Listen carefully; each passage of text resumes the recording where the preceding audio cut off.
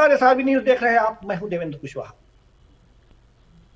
Corona महामारी पूरे देश में फैली हुई है और इस कोरोना महामारी से निजात पाने के लिए कोई भी सरकार हो, चाहे राज्य की सरकार हो या केंद्र की सरकार हो, लगातार प्रयास में है, लेकिन फिर भी कोरोना कंट्रोल में नहीं आ पा रहा। वैक्सीन लगाई जा रही है। तीसरे चरण की वैक्सीन जो है, जो आयु वर्ग में बांटा गया था, अब 18 वर्ष से ऊपर वाले लोगों को यह वैक्सीन लगाने की तारीख तय कर दी गई। तारीख है 1 मई। सरकार ने यह घोषणा की है कि 1 मई से 18 साल से ऊपर के लोगों को वैक्सीन लगाई जाएगी। लेकिन दिक्कत यहां पर यह है कि वैक्सीन ही उपलब्ध नहीं है। ऐसे में 1 मई 2021 से यह वैक्सीनेशन का काम कैसे शुरू होगा? कई राज्यों ने अपने अपने हाथ खड़े कर दिए। इसमें महाराष्ट्र, राजस्थान और मध्य प्रदेश के साथ साथ अन्य राज्य जो कंपनियों को ऑर्डर तो दे चुके हैं, लेकिन कंपनियों का जवाब अब तक नहीं आया है कि वे वैक्सीन कब तक उपलब्ध कराएंगे। जैसा कि आप जानते हैं कि भारत में जो स्वदेशी वैक्सीन है, कोविशील्ड, ये लगाई जा रही है। कोवैक्सीन भी है। ये दोनों वैक्सीन स्वदेशी वैक्सीन है और यह लगाई जा रही है। स्पुतनिक वी मई में आ जाएगी और वो भी लोगों तक ज्यों ही उपलब्ध होगी, सरकार लोगों तक पहुंचाएगी, वो भी लगना शुरू हो जाएगा।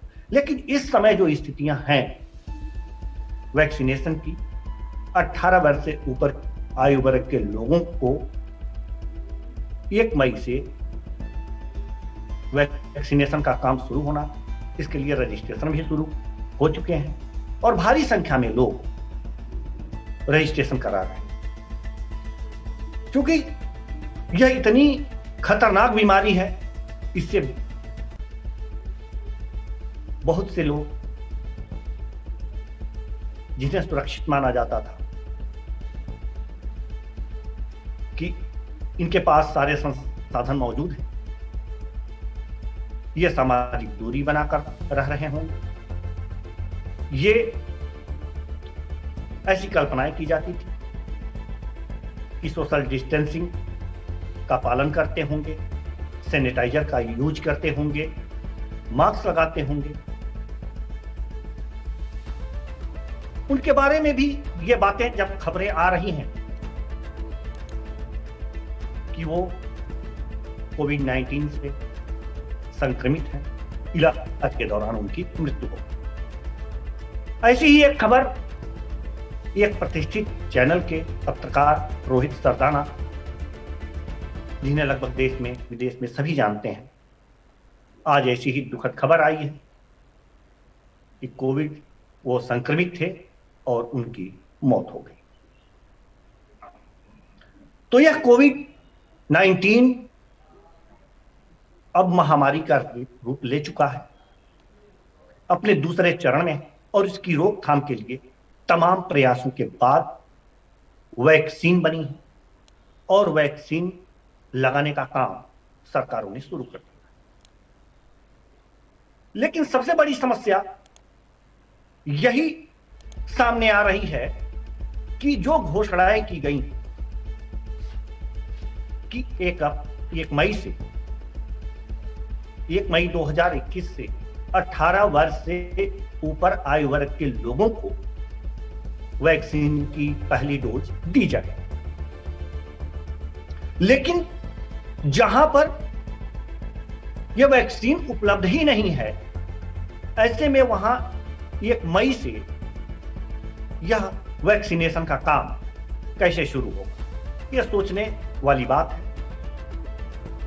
तो इसका मतलब क्या निकलता है कि सरकार घोषणा कर दे रही है और वैक्सीन की पर्याप्त मात्रा उपलब्ध नहीं है राज्यों के पास। ऐसा नहीं है कि सिर्फ जो गैर बीजेपी शासित राज्य हैं वहां पर वैक्सीन नहीं, बीजेपी शासित राज्य मध्य प्रदेश, वहां भी वैक्सीन की कमी। यानी कि कुल मिलाकर के अगर ये कहें कि सरकार सही मायने में हर चीज व्यवस्थित नहीं कर पा रही। ऑक्सीजन की ही बात ले लीजिए, ऑक्सीजन की कमी से लगातार खबरें आ रही हैं कि लोगों की मौत हो रही है,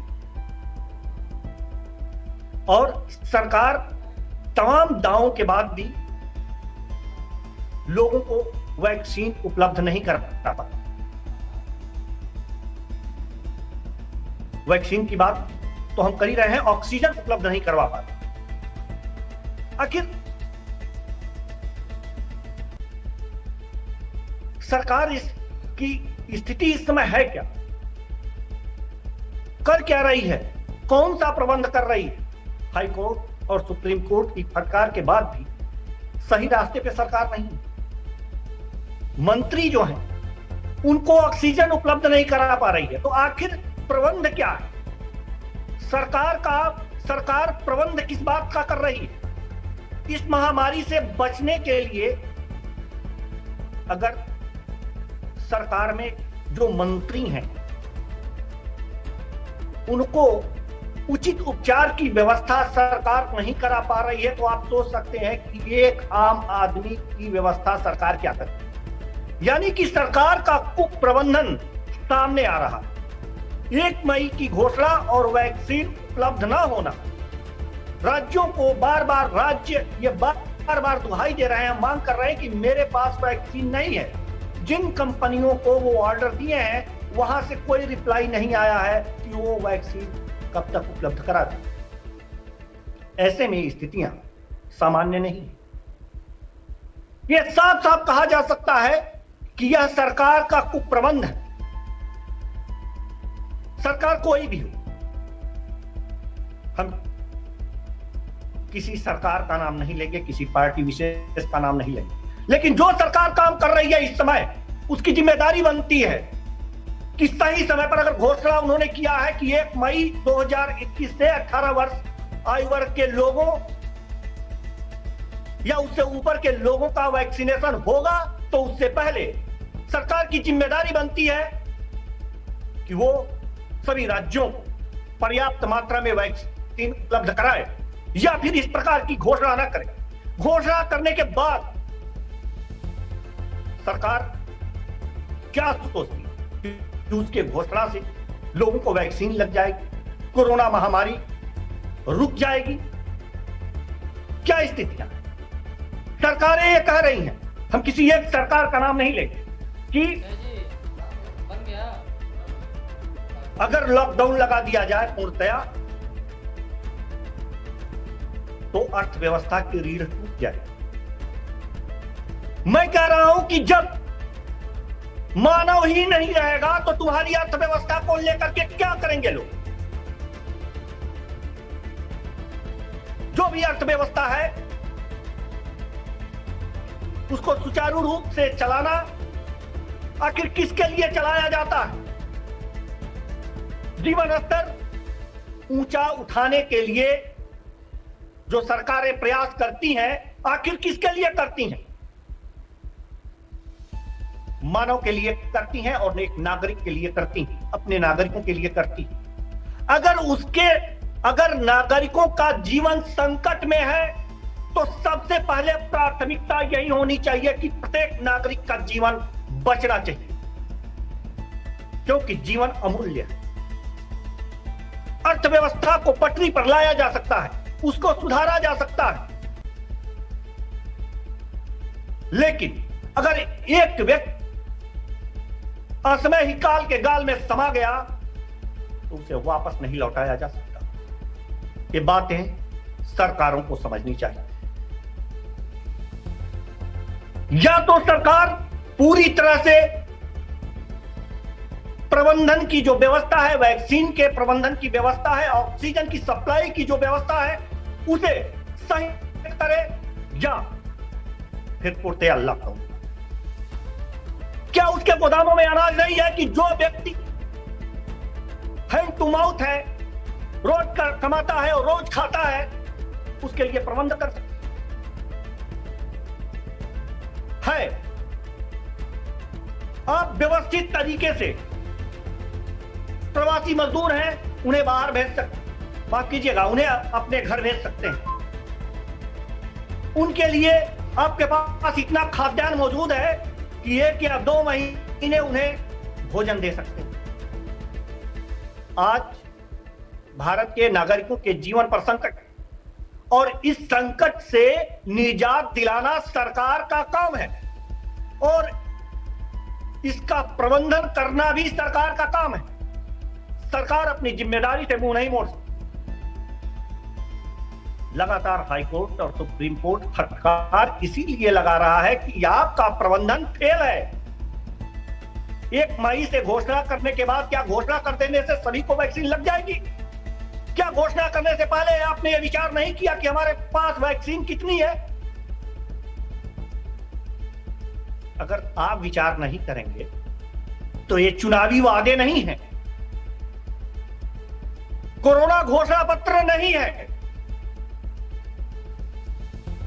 आपका विपक्ष नहीं है वो कि आप घोषणा कर देंगे और लोग इस बात को पूरी तरह से समझ लेंगे कि नहीं, अच्छे दिन आएंगे और उस पर आपके पक्ष में वोटिंग शुरू हो जाए। कोरोना से लड़ने के लिए उचित प्रबंधन करना जरूरी है। ऑक्सीजन की उपलब्धता जरूरी है।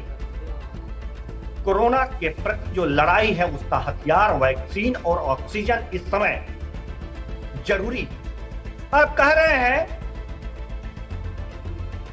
रेमडेसिविर जो इंजेक्शन है, अगर उसकी कालाबाजारी हुई तो उसे उचित दंड दिया जाए। यह बर्दाश्त नहीं किया जाएगा। सिर्फ मुंह से कह देने से हो जाएगा? आपने चिन्हित किया है कि कहां इस इंजेक्शन की कालाबाजारी हो रही है, किन किन अस्पतालों में इसकी कालाबाजारी हो रही है? नहीं। अगर नहीं तो कर क्या रहे? सिर्फ बातें। लेकिन इन बातों का क्या? कोरोना महामारी से लड़ने के लिए आपके वादे और बातें काफी नहीं है, उन पे अमल जरूरी है। और सरकार को चाहिए कि जो बातें कह रही है उस पर अमल करे, अन्यथा इसी तरह लाशों का ढेर दिखेगा। और ये जरूरी नहीं है कि सिर्फ आम जनता ही इस कोरोना महामारी का शिकार हो। आप राजनेता हैं, लेकिन उसके लिए नहीं।